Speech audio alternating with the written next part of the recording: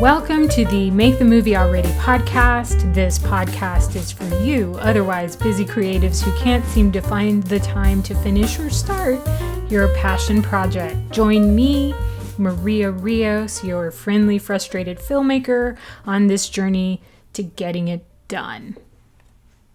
So in this episode 4, we're going to talk about building consistency in our schedule. So what does that mean? So what you can expect in this episode moving forward is a reflection. This is a practice that's important for us to build as creatives, I'll argue, but so we'll be starting with that, a reflection piece. Then we will be talking about the toolbox, what we have so far, and some of the things that we need to add to be able to build consistency in our schedules. We will talk about filmmaking and how this is a good example to use for building productivity, for addressing this topic, actually, for creatives, and relatedly, we'll also be talking about my own project. I think I promised that last episode, so I'll have a few words about that at the end. And then, of course, we'll have our next steps, and I'm looking forward to this. So, all right, let's get going. As I think about the past couple of weeks, and what we've been doing, so far we've been concentrating on time management, really. How much time weekly do we have for our creative projects, right? Trying to figure that out. How did we use our time? Figuring out how to track that as well. And also asking ourselves, how did we feel about how we spent our time? How are we feeling? Kind of checking in with ourselves. And so, with these 3 questions in mind, I had some discoveries. So this is what I've discovered. I've started this project during a very busy season for me professionally, right? So I have a new leadership role at work, due to various projects, and more is expected, right? More is expected of me. There's longer hours. My work schedule itself can be unpredictable. What I'm doing, some of the projects can be unpredictable, so I'm having to kind of build that in. On the outside of work scheme of things, I had some unexpected.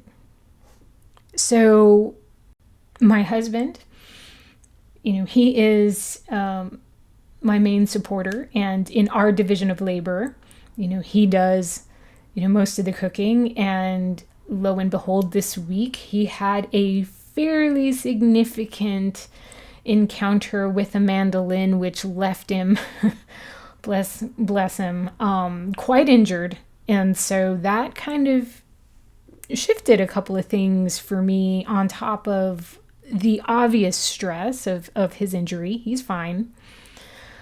He is fine. And, but yeah, I had to kind of redirect my focus. Obviously, I had a family member that needed me.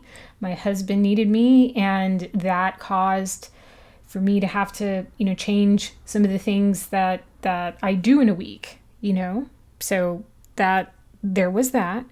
There's also, this week, as a culmination, or actually this past week as a culmination of what I've been experiencing, and in relation to being creative, to doing this project, this podcast, planning for my documentary film, all of this, I've spent enough hours to really feel what I would call the kind of clashing of priorities So my home life and my creative priorities in particular just clashed for me emotionally, and I felt a little bit of that kind of loneliness and isolation that can happen when you get consumed in your processes, right? When you're not spending enough time at home, or when you feel like you need to be there more for your family, when you feel like you're falling short in that way, that happened to me. Obviously, yeah, this week my husband got hurt, so it really kind of set me to reevaluating things, and it had some real emotional repercussions for me, and it was kind of a stressful week, but also one in which I made some important realizations. The first being is that I have to pay attention to this discomfort, and I have to do something about it. How am I going to, how should I say it? Maybe split the difference. Well, let me get to where I'm going. What I realized with this is that when you start feeling that what I call, again, this clashing of priorities, it led to guilt, and it's a significant guilt when it's in relation to people you love, friends and family, etc. And I would argue that more than, say, not finding enough minutes in a day could contribute to you not finishing a project. Obviously, these are two priorities. Is it home? Is it family? Is it art? Is it whatever? How are you going to combine it, and who's going to win out? So for those of us that are encumbered, that have these, I'm not going to say encumbered. Actually, let me rephrase that. For those of us who have busy schedules, right? We're experienced in life. We're not exactly, we're experiencing life. We're adding to what we do. What we want to add is very meaningful to us. We're just gonna have to problem solve. This is one of those points in the road where we either problem solve or we give this up, because it's pretty tough when you start to realize that my family is going to be affected in this way. People I love the most are going to be affected in this way. So how do we deal with that, right? So in today's reflection, I've learned how important it is to track how I feel, but I've also encountered these creativity saboteurs, right? The unexpected, and this, clashing of priorities, really feeling what it's like to want to do this thing, but also, feeling like you want to give your whole self to your family, to take care of their needs, to be there for them, right? That it's a big one. So what do we do next, right? And how do we deal with that? How do we add that to our toolbox? Like, what does this mean? Like, how do we deal with this moving forward? So when we encounter these creative or creativity saboteurs, these big ones like the unexpected and like that guilt-producing clashing of priorities where you feel like you really need to be somewhere else, and these are things that can just put your project's career, these everything on hold. So what do? Well, you actually make room for them in your toolbox. You create a toolbox that allows you to be able to address this. And how do you do that practically? Well, here is where we start to address mindset. So your toolbox isn't just about practical tools. It isn't about efficient timekeeping and, productivity tools and, again, listing and bullet journaling. Part of this is developing the awareness of yourself and your practices so that you can develop a sustainable habit, but one that makes you feel good.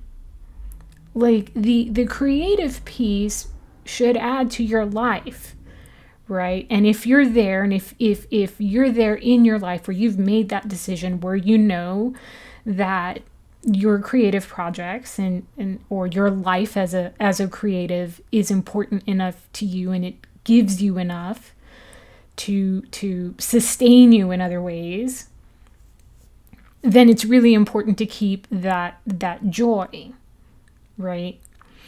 So, but you only have a few hours in a day to be able to dedicate to this, and then sometimes those hours are taken up by very big deals, like somebody in your family getting hurt. So how do you keep this from completely, shutting you down creatively? And again, how do you add this to your toolbox? Well, what have we added so far to our toolbox? So we have some time tracking tools. We have an idea of how much time we have to do our projects. Hopefully we're keeping a practice of reflection, because that's helping in develop a mindset of continuity, right? But there's that word, mindset. Adding items to develop a mindset for creativity is important now. And so we'll start with a couple. The first being, start thinking about setting up a support system somehow. That's really important, both on the creative side and on the life side. Nurture those relationships. Take a little time to develop that for yourself, and start, if you haven't already, developing that with respect to your creative practice, be it writing, be it filmmaking, because that's really important for your growth and for needing that boost when you need it, and to be able to give that to others. I think that's kind of a motivating factor for being creative to begin with, right? We all want to do something that adds beauty, that makes the world a little bit better for other people somehow, be it with our words or our films or our art, visual art, plays, etc. And starting to create that community for yourself is critical if you haven't already. So yeah, out yourself as a creative if you haven't already, and start building those networks and that system of support, and build in, giving back, build in that space as much as you can to feel and give the love, right? You'll need this. Also, item number 2 that we should be adding to our toolbox is the notion of grace. You're going to have to forgive yourself for taking time to do what's important to you. But grace, when you forgive yourself, that's particularly important when you're dealing with things like guilt, right? If at any point in life you've decided, or rather at any point in this process, you've decided that absolutely family must come first, then it must come first. And if you need to abandon your project, you need to abandon your project, obviously. But you can always leave the door open, and that's part of the forgiveness. That's part of allowing yourself grace. If I can't do it now, then I can always make space for it in the future. And if this is a practice that's nurturing me somehow, if being creative is therapeutic for me, then what are the small ways that I can continue this practice, which allow me to prioritize to be there for the family that needs me, or this big major priority that you have, right? Now, in terms of your creative project, I think the notion of being able to forgive yourself for not doing everything on your list, if you're in a position to continue doing your creative project, and you've just had like this horrible week or this horrible 2 weeks, work got out of control,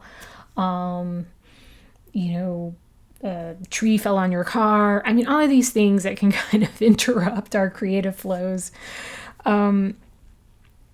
It's okay to be able to kind of take a pause, say, you know what, I'm gonna give myself some time. I need this time to be able to deal with other things, but I'm gonna come back to this, and here's where you get back, to your plan, and here's where you figure out these are the things that are feasible for me to do in the interim, and it's important for you to say it's okay for me to take time off. And actually, that's an important kind of life thing. It's important for you to take time off, right? At the end of the day, what I'm trying to get to here is that developing a mindset that, by including, grace, and by including, the practicalities of developing a support system for yourself, right? You're allowing yourself to create this mindset where you're preparing yourself for the long haul. And if you prepare yourself for the long haul, if you start to think about your success being tied to less to instant gratification and having that project done immediately, but start thinking to, if I keep plugging away at this and I keep leaving concrete spaces in your time, if you plan, where reasonable, for times when you're going to be busy, when you're going to be less productive, when you understand that there's the unexpected that comes, these things won't necessarily completely sabotage you and shut down your creative voice. But it's just trying to find that time and trying to leave yourself those breadcrumbs so that you can pick up from where you left off, both emotionally, creatively, etc. So what do we have in our toolbox so far? We've got the time tracking methods. We've got, hopefully we're, again, reflecting on how we're using our time. We're building support systems. We're thinking about giving ourselves some grace. And in so doing, we're developing a mindset where we understand and are comfortable with the ongoing nature of our projects, that this is about the long haul, that this is not a sprint but a marathon. It'll have to be for those of us who don't have a lot of time really to begin with to dedicate towards being creative, but we just need to keep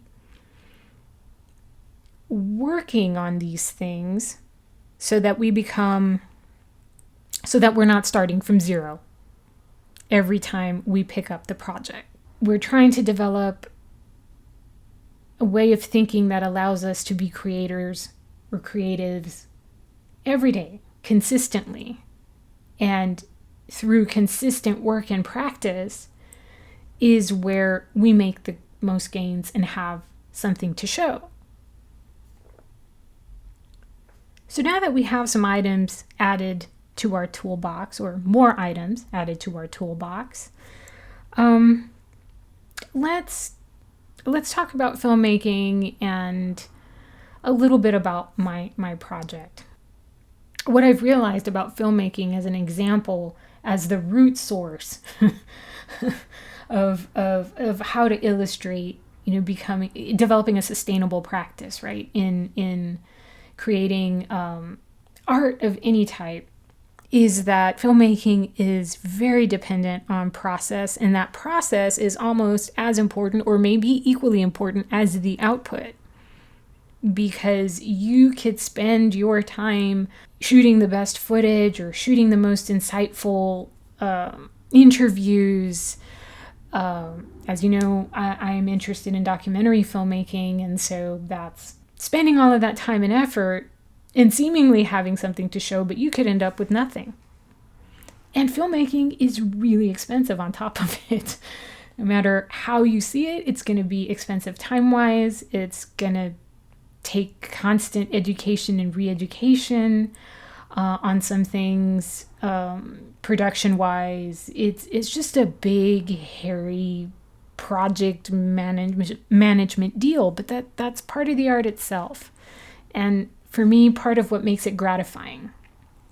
And so as a person with limited time to spend on these things, my questions become focused on workflow and productivity and time management and all the tactics that we've been talking about so far. But I've also had to build this inner resiliency. I've had to understand that, okay, it's harder for me to come up with what I consider a creative project because I just simply am going to need to take the time I'm going to need to make sure that I am true to my artistic vision and that I am making the connections that I need to make between the concepts that I have and their visual representations. I'm a new filmmaker and these are practices and this is a way of thinking that actually is new to me. And I've been quite frustrated. But what my experience in filmmaking has taught me so far is that what I've needed most is the feeling of uninterrupted flow. And I'm a little surprised that I've gotten to that. But I do believe that if you examine your processes and examine yourself and examine the real reason, like dig deep enough to figure out what the real reasons are that are contributing to your inability to completing your project or the reasons why you might be stymied or stuck in your project, it can go deeper or further or outside the realm of whether or not you're managing your time right or whether or not you caught all the things that you needed to catch on paper, on your list, in your bullet journal. Part of the exercise in productivity and part of what I've learned filmmaking is that for me to progress, I have to get to a point where I unlock what my particular emotional, sensory, whatever it is, those feelings that are harder to identify, that may be rooted in fear or procrastination or process or a mix of all of these things. What exactly is it that is keeping me from where I want to be? And because filmmaking is so complex, I think it's a great way to illustrate the nuances of both creative thought and expression in actually getting it done. So I do believe that there is a kind of productivity for creatives that's specific to creatives, and that's what I'm getting at. So now that I feel like I'm onto something, I'm turning into a pumpkin. And as if you've been listening to this, if you've listened to an episode before this one, you'll know that I have some strict time guidelines that I have to stick to. So I have some limitations that I have to adhere to, or else this whole podcast project becomes unfeasible for me. So it is time for me to start wrapping this up, but not before I'll share a little bit with you about my documentary project. So I've been working on a documentary that's actually biographical, that is based on the life story of a writer here in Austin, and she's been writing for 20 years or so. She has an amazing life story. She has an amazing creative life story.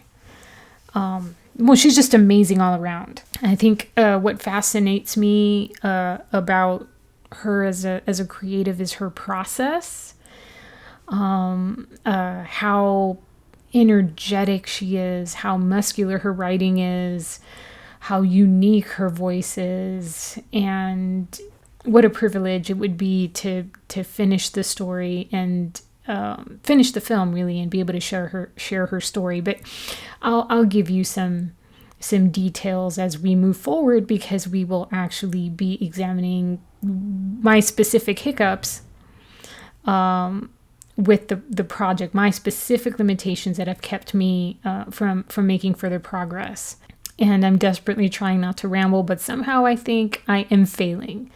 So the turning into a pumpkin is happening quite rapidly. So more to come on that front. And next steps. I actually mentioned I would have some next steps. So let's continue with the time assessments for those that need to do that. I still need to do this because I am discovering new things about my approach to time management and availability of time, actually, that I feel like I need to get to the bottom of myself. I have a whole list of tasks to share with you that I need to prioritize in relation to the film. There's lots of further conversations that could be had about productivity, specifically for creatives, and being on the road to discovering exactly what works best for us and unearthing those barriers, like not having the feeling of uninterrupted flow. I think that's kept me from quite a bit. The starting and stopping for me has just been too hard for me to get my head around. So the implications on my process as a filmmaker, resolving those issues, resolving the process issues, obviously is priority.